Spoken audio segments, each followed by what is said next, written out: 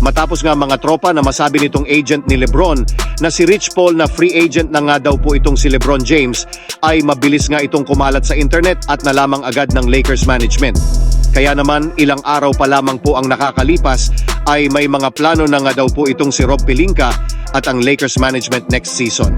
At ayon nga po dito ay sinabi mismo ni Rob Pelinka na kung hindi na babalik si Lebron James next season, ay wala daw silang magagawa kung hindi ang kumuha ng mas bata na mga players na makakatulong ni Anthony Davis next season. Ayon nga po sa isang NBA insider mga tropa, itong si Rob Pelinka ay nakikipag-usap na nga daw po sa Portland Trail Blazers para kay Jerami Grant.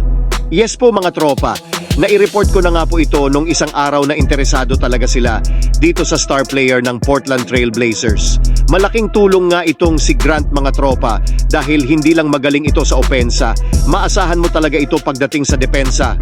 Nag-average nga po ito ng 21 points, 3.5 rebounds at 2.8 assists na may 45.1% sa field.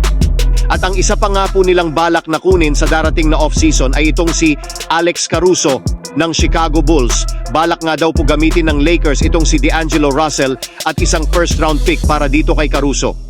Si Caruso ay nag-a-average ng 10.1 points, 3.8 rebounds at 3.5 assists na may 46.8% sa field goal. Kahit nga mga tropa di gaano kataasan ang puntos na naiaambag ni Caruso sa isang team, maasahan mo nga din ito sa mga hustle niya sa loob ng court at lalo na sa mga crucial game. Noong isang araw din nga mga tropa ay nasabi ko na sa inyo na nagkausap na itong si Howard at Pelinka, kaya naman tuloy na nga ito na maglalaro next season. Kaya itong si Howard na nga ang magiging starting center nila at magiging starting power forward na ulit itong si Anthony Davis. At ang kukompleto nga sa kanilang starting five mga tropa ay itong si Kyle Kuzma.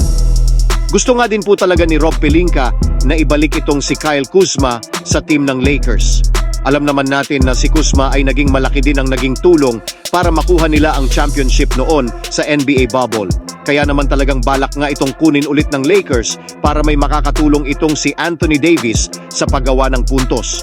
Dahil nag-average nga itong si Kuzma ng 22.2 points, 6.6 rebounds at 4.2 assists na may 46.3 field goals.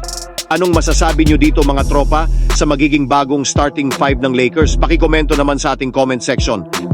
Mga tropa, baka gusto mo manalo ng tropang basketball jersey? Gawin lamang na mag-subscribe dito sa aking channel at mag-follow sa aking Facebook page. At pakishare ng aking mga video at makakasali na kayo sa paraffle natin sa June. Pipili ako ng 10 na mabibigyan ng tropang basketball jersey.